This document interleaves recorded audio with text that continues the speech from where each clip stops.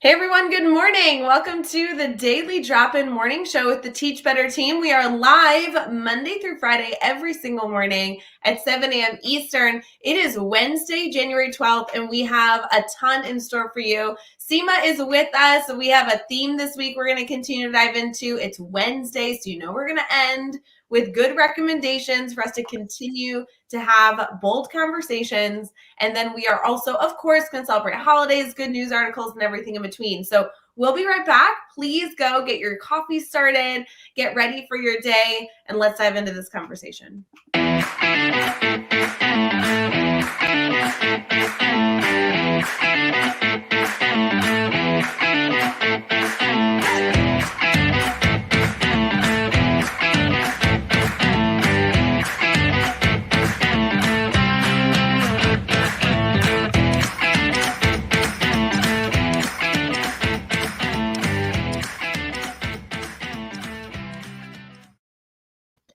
Hey everyone, good morning. We are getting started. It's Wednesday, January 12th. Holy moly, getting ready for the day. Seema, how are you? I'm awesome. I'm great. I've got an 18-year-old and a 13-year-old both asleep. So I know they're going to wake up to my voice and just be like, Mom, what are you doing? So it's exciting. I'm glad to be here and to... Yeah, go ahead. Go ahead, please. No, I said it's just really exciting to be here too. So thank you for inviting me to be on the show. I'm glad. Hopefully it's engaging, learn, and inspiring. Oh gosh, no, I can only imagine. I have been so excited to connect with you because I connected with your team, I believe. I talked to somebody in your group, Yeah. truly, I want to say 2 months ago.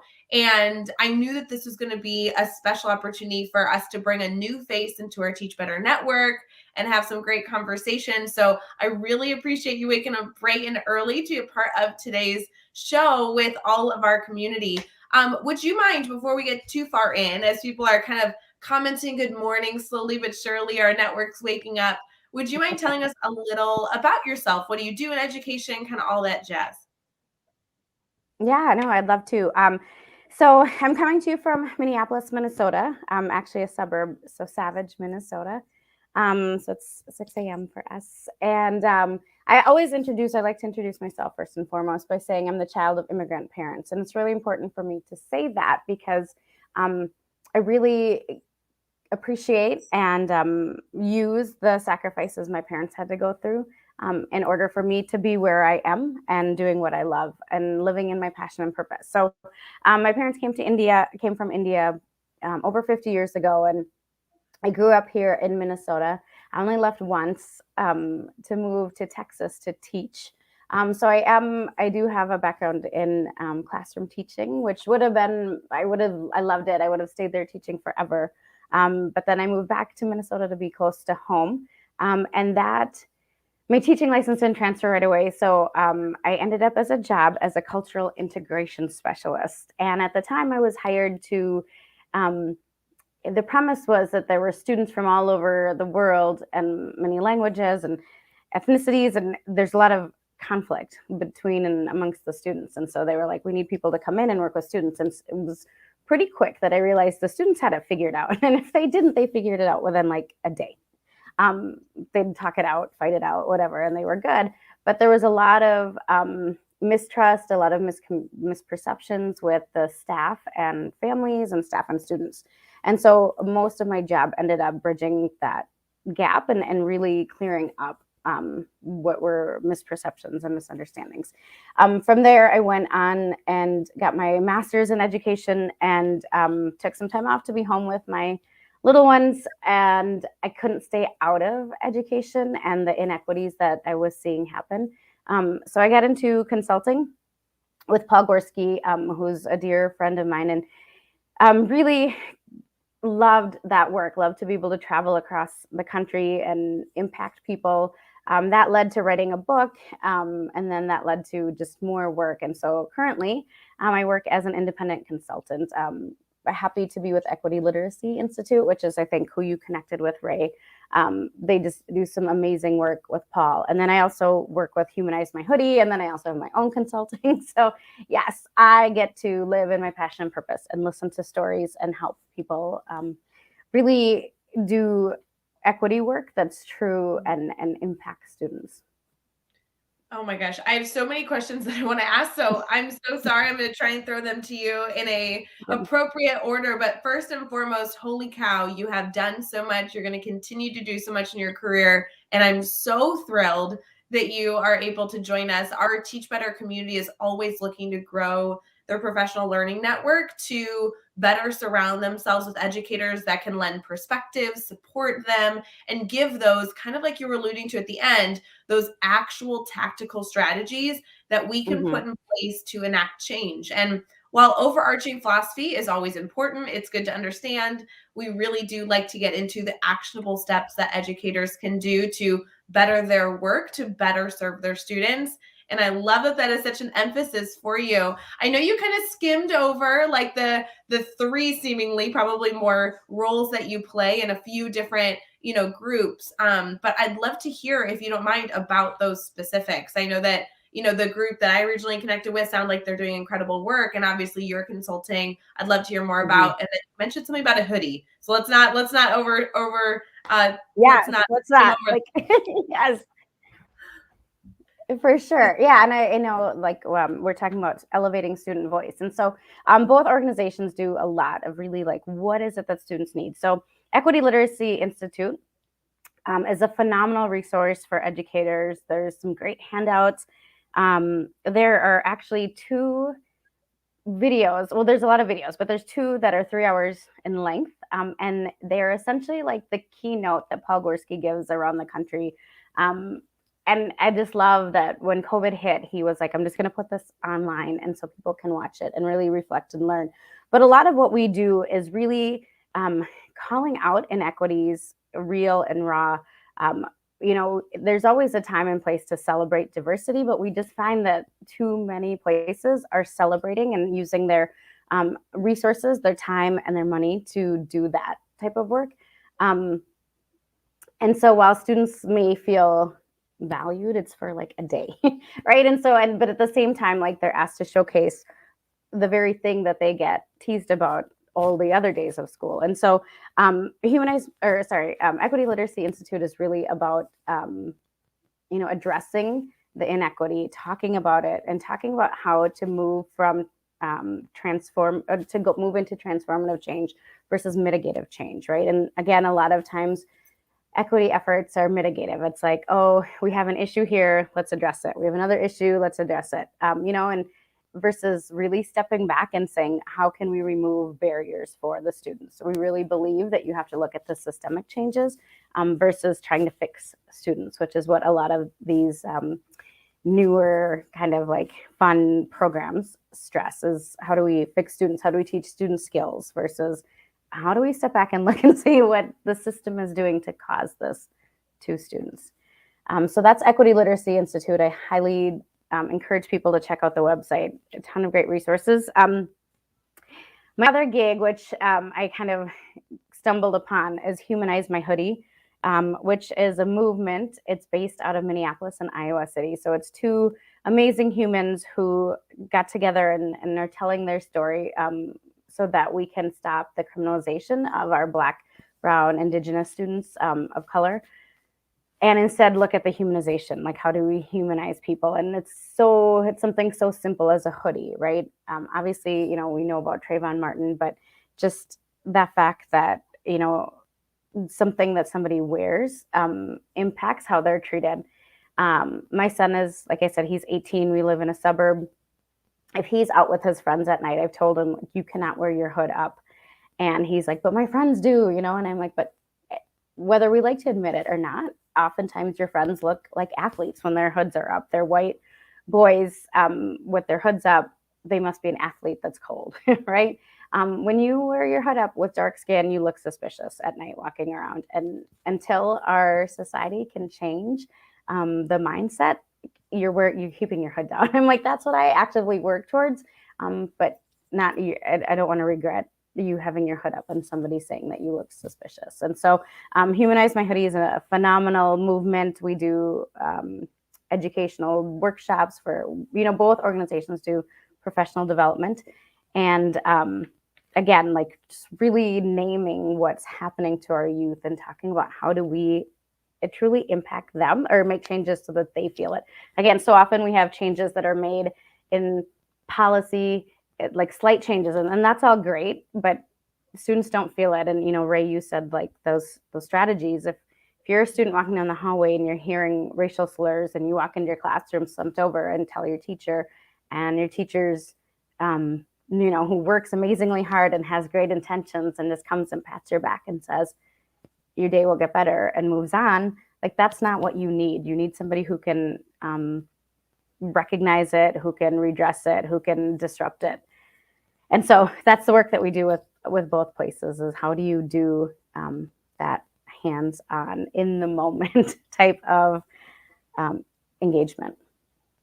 It's so interesting. I sat in a two masterminds yesterday, full of administrators from around the world. And I won't lie to you, so many of the conversations were exceptionally negative. I think all educators, administrators included, but all educators are feeling like they have problems before them that they cannot solve, or that they don't have the power to make decisions in. And yet, I think this conversation that you're discussing now is actually something educators have the power to enact change in.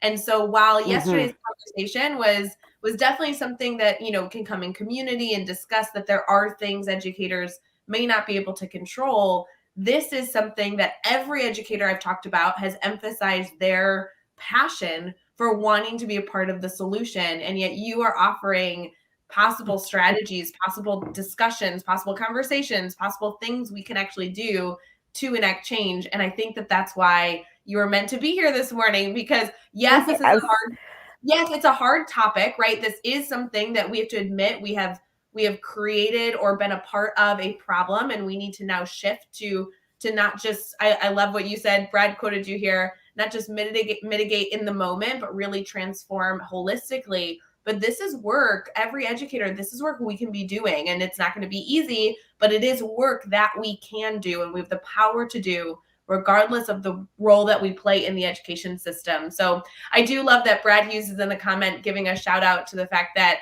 this is something that his district is aware of, that they've pulled. And so again, Daily Drop-In is all about bringing in different people to share their voice, share their resources. I know that you have no idea. We have so many resources that we're going to have you share and talk through as well. But there really are some powerful conversations to be had. And as a reminder, these are conversations that all of you listening have the power to decide to do something with, which is really exciting and hopefully a light, an exciting moment, versus talking about all the things we can't control and really feeling that we're carrying that weight as well. So I'm so thrilled that you're here. This is like exactly the type of stuff I wanted to discuss. This is so exciting.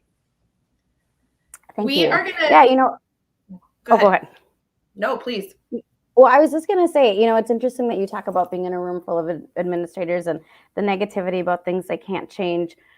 I think I always think about like our intent, and I know that every educator in a school hopefully is like has great intentions and is doing so much, especially now in times of COVID. The things our teachers and administrators are asked to do and have to do is just, it's mind-blowing to me, right? They're frontline, they are putting their health in jeopardy, they're giving it their all. And it's frustrating for me to see that to what I consider to be like low-hanging fruit. Like this is the stuff that if it can be eradicated so quickly if you all just come together and work on it and have those practical strategies, but it's adding to their days, right? And so in the midst of them working tirelessly and feeling burnt out, they're now having to engage in things that aren't working as far as equity, and feeling like any initiatives they made post the killing of George Floyd, I know that was a big time where people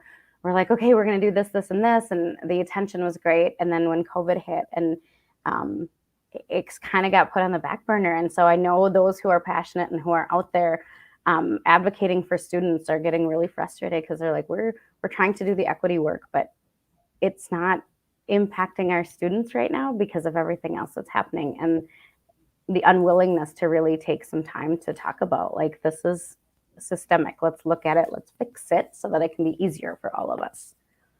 No, I couldn't agree more. And I'm excited to dive further into this and actually get into some like actual steps that educators in our community, educators worldwide can take, especially with the, I know you have so many resources that I'd love to dive into because, again, every day that we walk into our school buildings, every day that we aim to support students, there are things that are coming in front of us that we don't have the power to change in this moment or we don't have with our role. Mm-hmm. And I just want to emphasize, in the moments when you feel like you don't have control over ways to support your students in the best way possible, keep them healthy, keep them safe, and everything in between, this is a moment where we can turn to resources like we can discuss today and turn to those resources and say, okay, so I can't solve those problems right now, except for sharing my voice with those that do have the power. And instead, I can control this important work that does need to be done in my classroom, regardless of where I work. And I think that's really exciting. So we're going to transition here into some good news stories, some holidays, and some other great things for our show this morning. And then as we get into our brainstorm bank, I do want to get into our specific things, and hopefully our community has some questions for you as well. So we will be right back.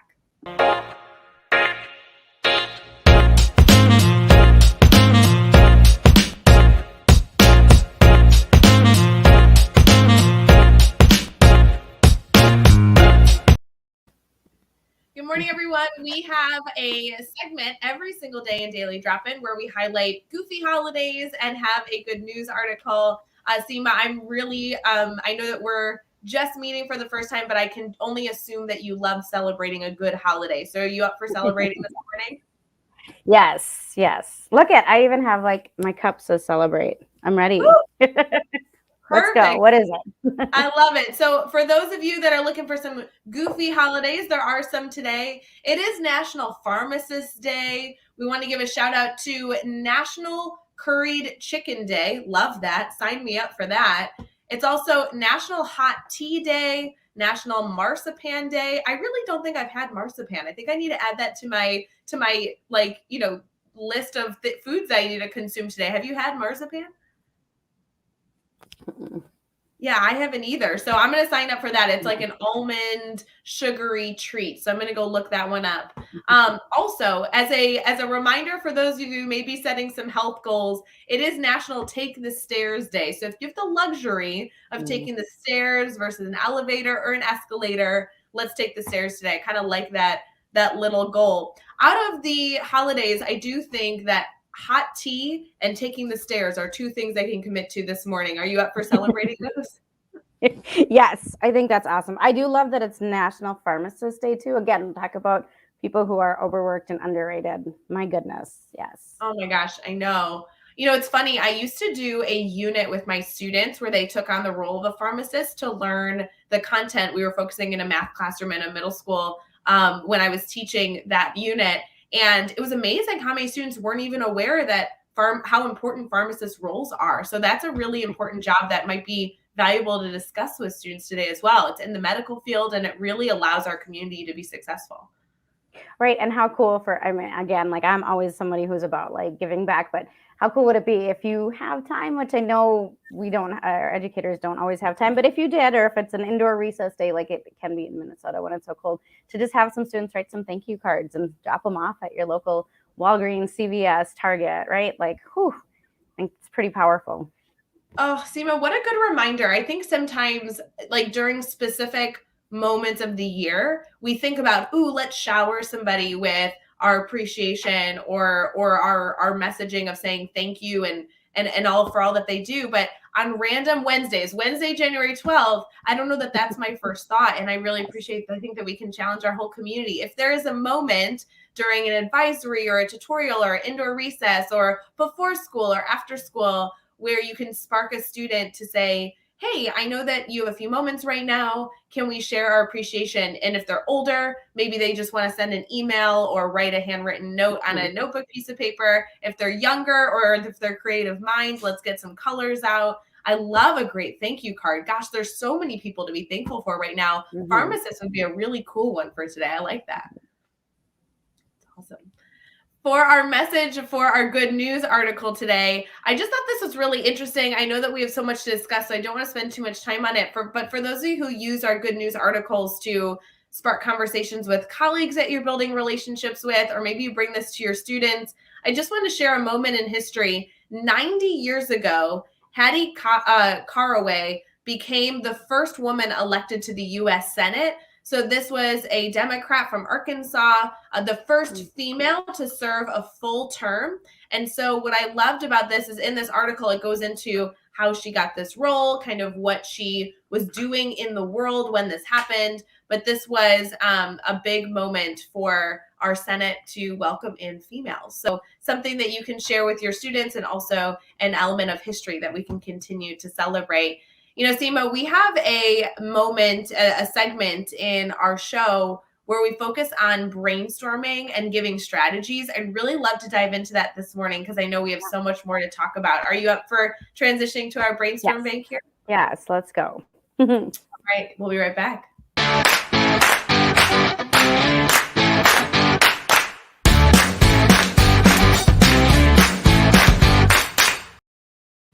We already have so many people in the comments saying good morning. We're bragging about hot tea day. Elijah, I know you're a tea lover, so I'm so glad you can celebrate your holiday today. This is so exciting.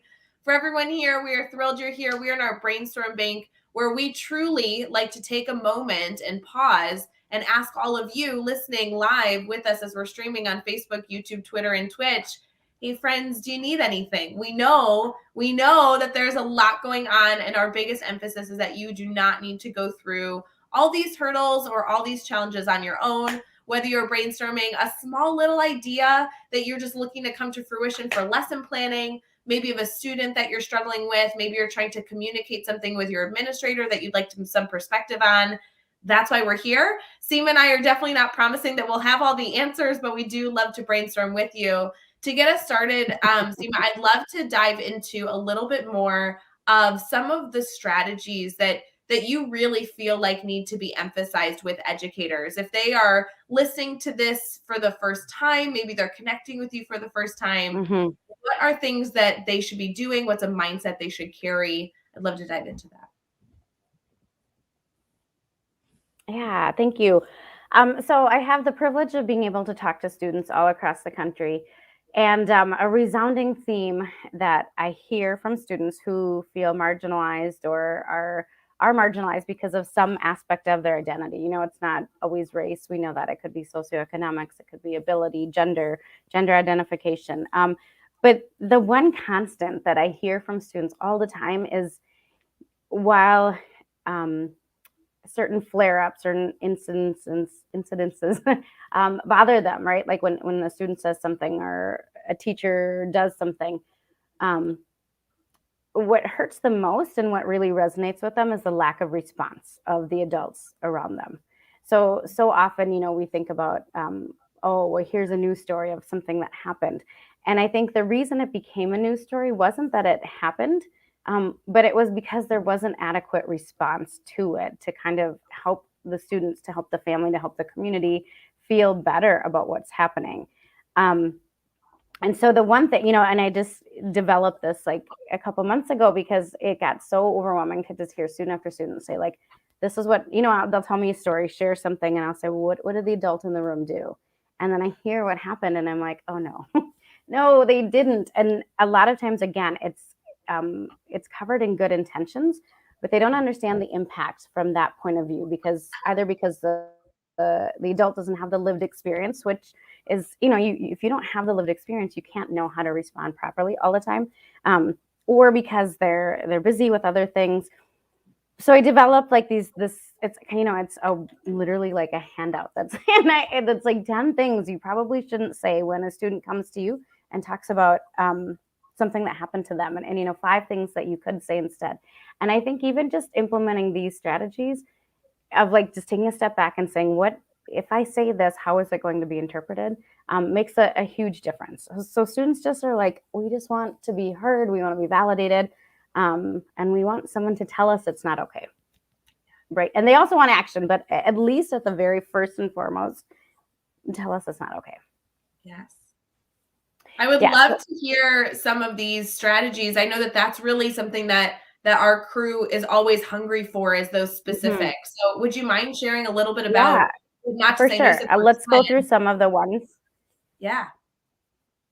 Yeah, let's talk about some of the ones that, that we hear often, that, again, people might not understand why it's not a great thing to say. So if someone comes up to you, let's say they were just called a homophobic slur, or racist slur, or something, but actually, no, I'm going to say, like, it's something even more minor than that, right? Like, it's a slur, but everybody's laughing about it, and you don't think that it's a big deal. And a student comes and tells you.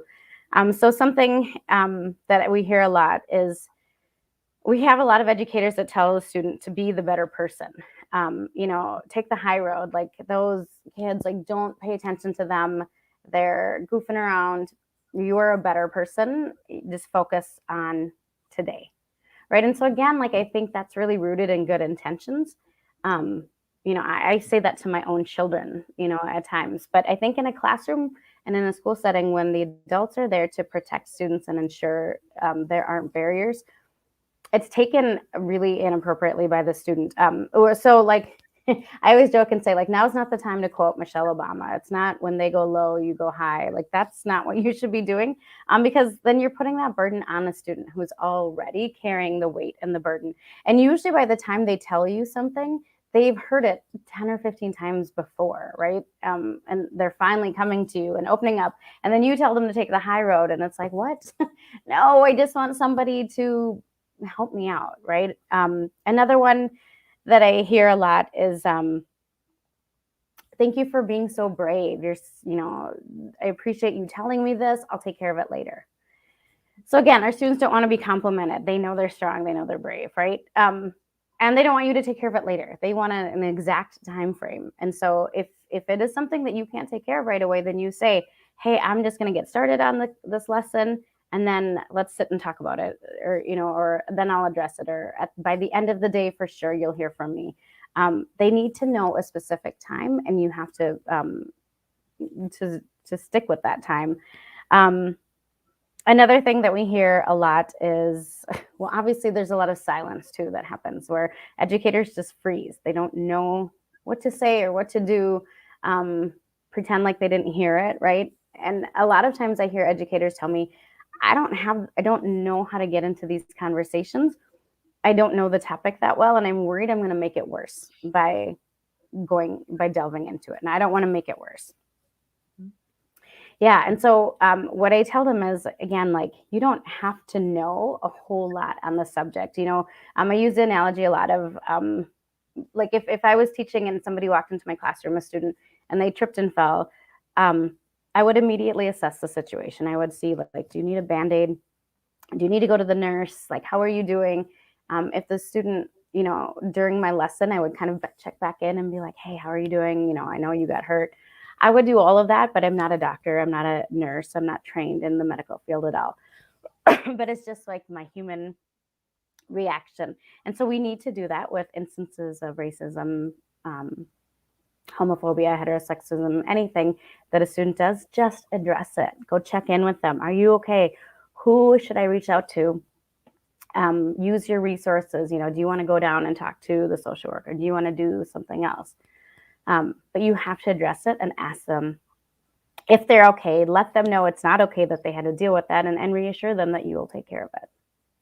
I love this comparison to a situation that literally we have all lived, regardless if you've been teaching for a year, you've been teaching for 32 years. You've had an instance where a student injured themselves walking in a goofy way to your classroom, right? I can just literally picture it, like the tripping and falling or the dropping of the books right as you walk in. And you're right. Being able to compare an instance like that where you go up and you're supportive, and then later on as the day continues, you're doing small little check-ins to confirm that their ankle still doesn't hurt, or that that their elbow still has the Band-Aid on it that you gave them earlier. And this is a perfect example of of something that every educator feels confident addressing. And yet I love the comparison of, we're not doctors, we don't necessarily know how to solve that injury, but Right. we do know our resources and we do know how to share compassion. I think that type of analogy is exactly the type of work that we can continue to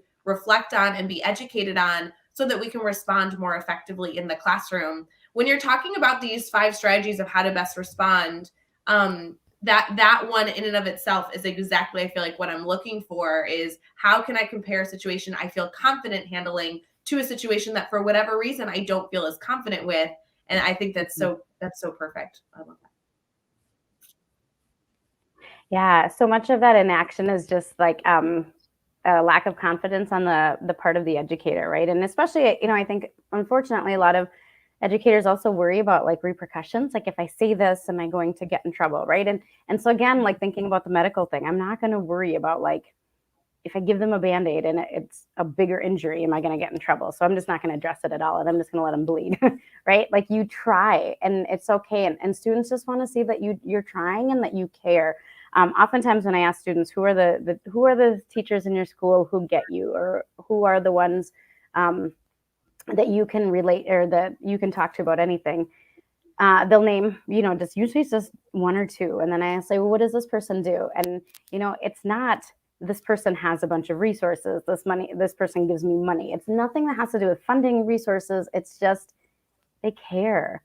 And not like, and again, I'll ask students too, and they'll tell me a lot of teachers who are nice, right? They've got a long list of nice teachers, but it's different to be nice than to get them and to understand and empathize with them on a humanistic level of, I might not understand um, what it feels like to be called a homophobic slur because I identify as straight, but I can still empathize. I can still say, like, I don't know the magnitude of what you're feeling, but please, like, let me know as the day progresses, or even just to ask the student, has it happened before?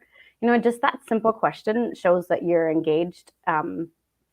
You'll find out a lot more. They might say, no, it hasn't happened to me, but it's happening in the hallway all the time, or, and it shows them that you care and you're not being dismissive. And again, like I do think that none of us intend to be dismissive, but a lot of times what we think is our good intention is seen as dismissive to students. And so I spend a lot of my time saying, no, like I'm sure your educator, like I'm sure the teacher didn't mean it that way.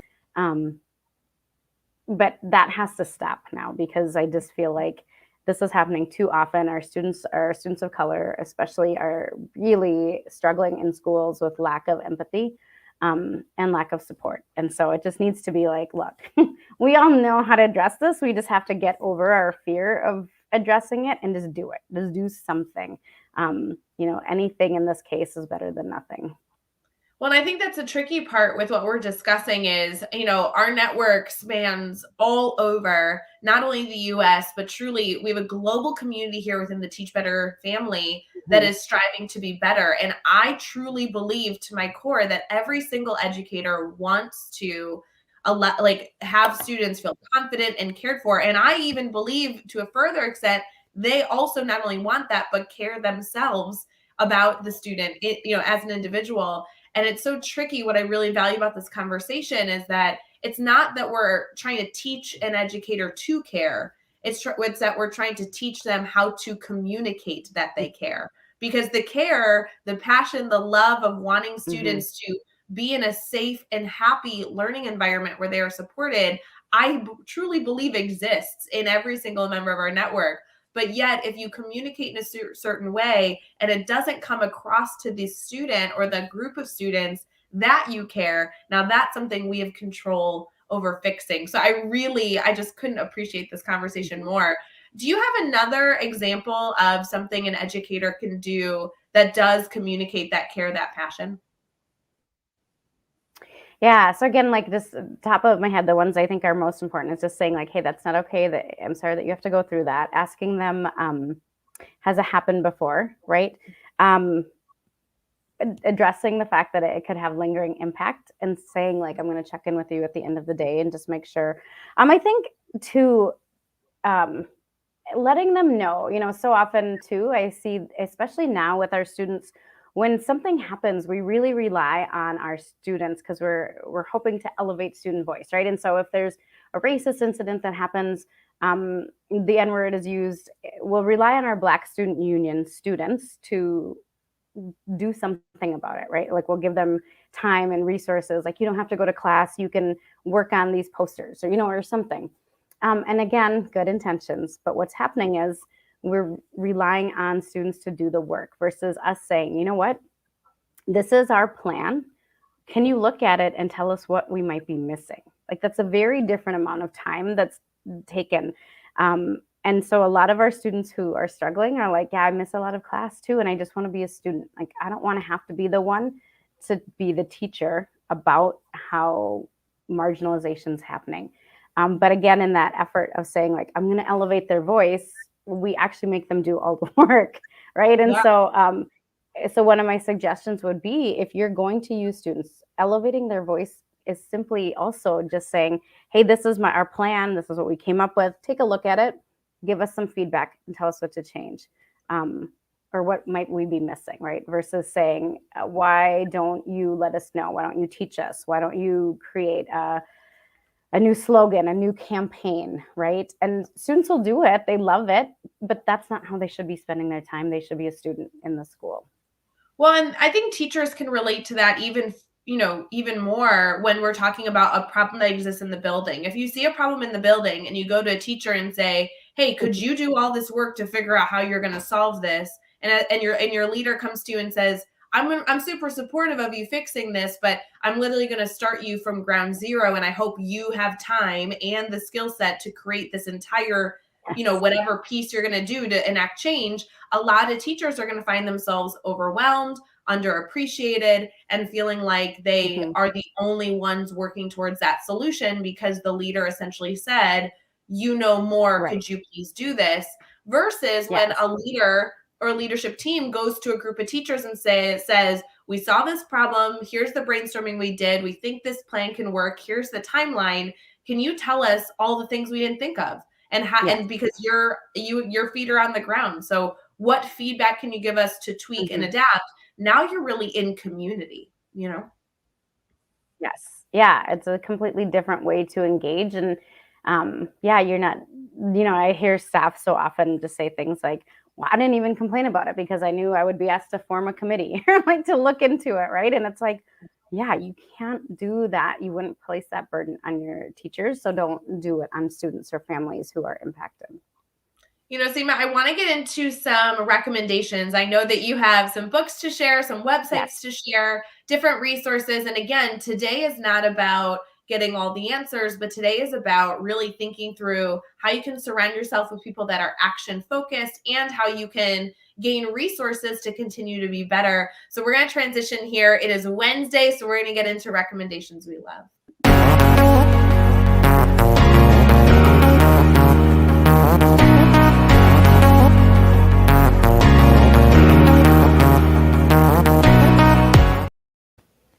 Hey friends, as we wrap up our daily drop-in this morning on Wednesday, January 12th, we do want to make sure that we share resources with you. As many of you know, if you listen to the show every morning or week to week, whether you're watching us live as we stream on Facebook, YouTube, Twitter, or Twitch, or listening after the fact on Teach Better Talk podcast, on Wednesdays, we specifically focus on resources. We know that we have a theme every single week. This theme has been about bold conversations all week long. But remember, there is nothing we're going to solve in 5 days. And we need to continue this conversation, continue our learning and exploration as we go. So Wednesdays, we love to give you something to help you go do that. So Seema, I'd love to just throw the question at you about what resources you feel like might be most beneficial for our educators, whether they're in the classroom or in leadership roles.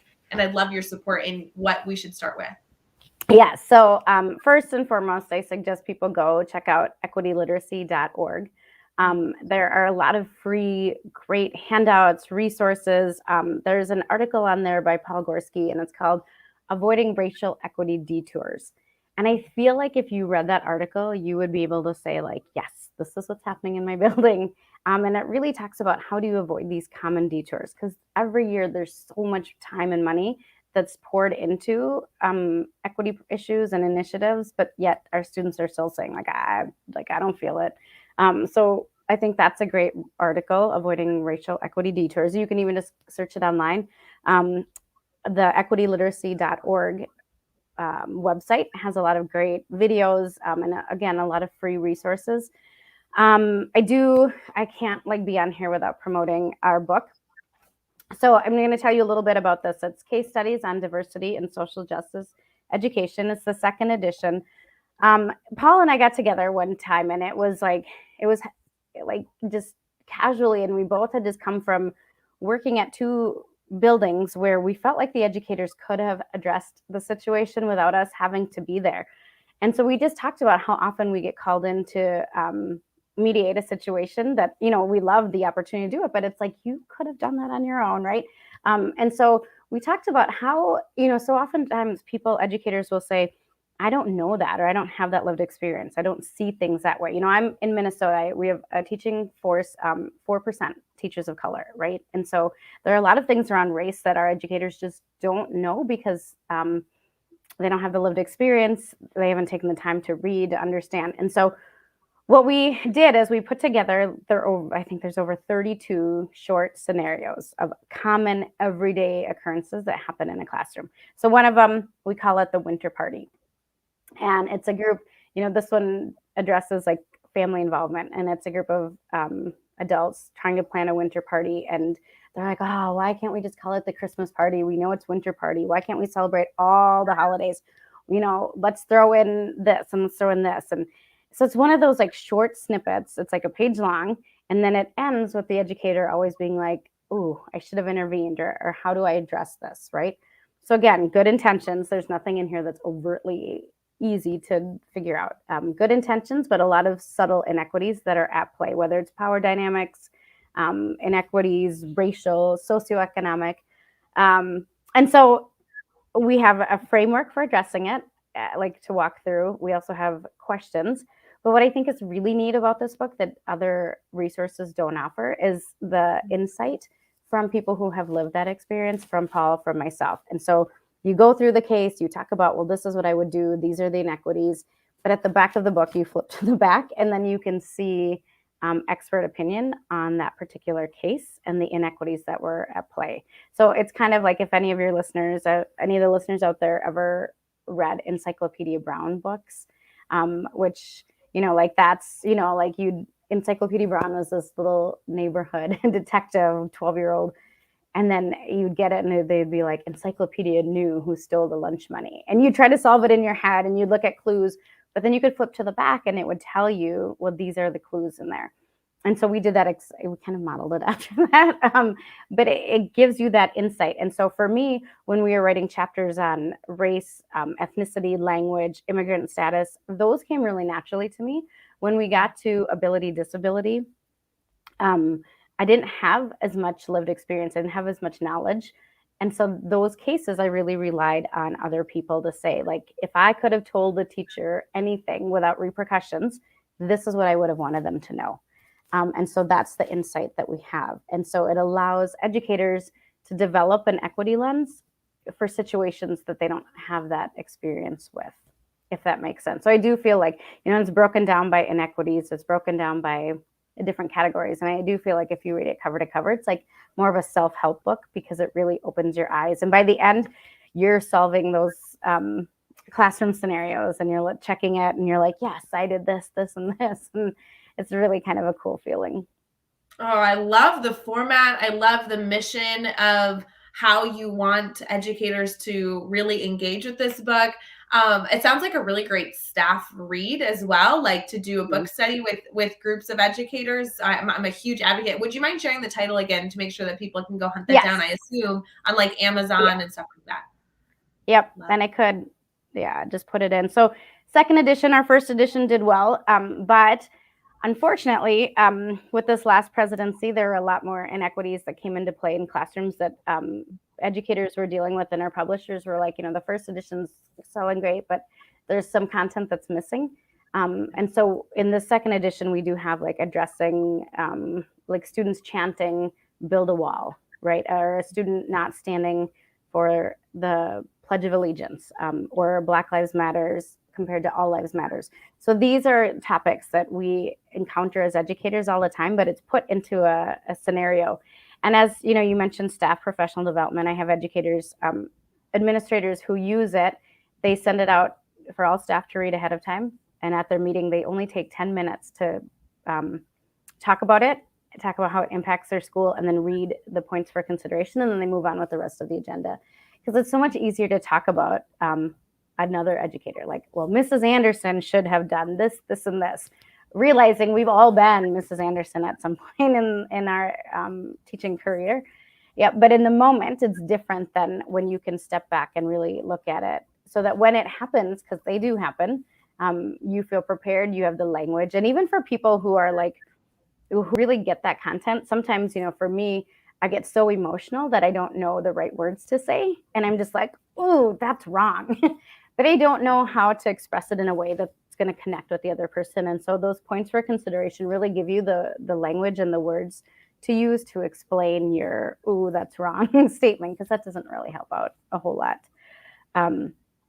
So yeah, I mean, I personally think it's a great resource. And again, it just allows you, I work with a lot of, it's used in a lot of teacher prep courses, and I'll go in afterwards and talk to students, and they're like, this stuff doesn't happen in schools. There's no way. And I'm just like, okay, check in with me in 2 years, right? And some of them, I've checked in with them, and they're like, yes, I've already had like over half of them happen in just my first year of teaching, right? And so unfortunately, they're common things that are happening all globally, right? Because it's human interaction. It's all human interaction. So powerful. Seema, I so appreciate you sharing these resources. I know it only skims the surface of all the things that you know, but hopefully our community will connect with you and also go connect with these resources to continue to be better in these areas. I really just want to emphasize we have the power to do work in this space, even with all the hurdles before us that we feel like we don't get our voice heard in. And so this is an area that I hope every educator chooses on this beautiful Wednesday morning to say, okay, when I have a moment of time, which may only be a few moments every week or a few moments every month, but when I do have a moment, I'm going to commit my effort to being a part of a solution to a problem I do have control in being a solution seeker for. So this is really important. Seema, would you mind sharing how people can stay connected to you personally so they can add you to their network? Yeah, it would be great. And I was going to also throw in there too, like, again, Humanize My Hoodie. It's also a great resource. If any of you feel like any professional development you do around equity work does not include the words racism or homophobia or privilege, and it's really surface level, and you're wanting like deep, great PD, check out Humanize My Hoodies workshop. We have an Educators as Allies workshop PD that is just, it really talks about systemic bias, microaggressions, all those banned words is what we talk about, but in a way that really helps you figure out how to disrupt and navigate around them. So yes, if you want to contact me, I can't type it here. Can I, like, in the chat? No, but I will put it in our notes, and we'll make sure that we have it. And actually, maybe I can type it. So go ahead. Yeah, and I will so you could just, my personal email address is S for Seema, and then my last name, Potheny, at, and then it's MN, Minnesota hyphen name, S Potheny at Minnesota name. That's my personal email, so I'd love to hear from you. You can also, if you go to Equity Literacy's website, there's my profile. Would it be mn-name.com, or is it just at that? Yes. No, sorry. At minnesotaname.com. Yep. You're good. I just threw it in all the social medias we're streaming on, has that email. Okay, good. And yes, thanks. And then also the Humanize My Hoodie, like, I have an email there. I just have like and I'm sorry for logging in, like, because there's like multiple emails for the different roles I play. But yes, I would love to connect. And, I think sometimes what you hear resonates with you a week later, a month later, if it's not resonating now in the same way. And so send me an email, shoot me an email at that time, and just say, hey, and sometimes it's something that you don't maybe agree with, right? And so I would love to communicate in here. I love it. Seema, I'm excited for everyone to continue to connect with not only the resources you shared, but you individually. I've so appreciated you taking the time this morning to talk shop, because I knew We are going to be able to have a great, very rich conversation, even though I literally could talk to you for hours and hours and hours. So thank you for all that you do. I want to give a shout out to everybody listening this morning, or even if you're listening after the fact. We are so appreciative that you're here. Thank you for being an active consumer and participant in this conversation. And we want to wish you all an absolutely wonderful Wednesday, January 12th. We will be back tomorrow for Daily Drop-In, but don't forget, obviously on Wednesdays, we also later today will have our brain break with, I assume Jeff and Dave. Who knows what shenanigans they'll be up to. Last week, they were practically fired for their job. So I don't know what we're going to do this week, but I can't wait to continue this conversation as we continue forward in our Teach Better community. So Seema, thank you again for joining us. We really appreciate you. Thank you. Yeah, thank you. And best wishes to everyone out there. Wonderful. Thanks so much, friends. We'll see you later.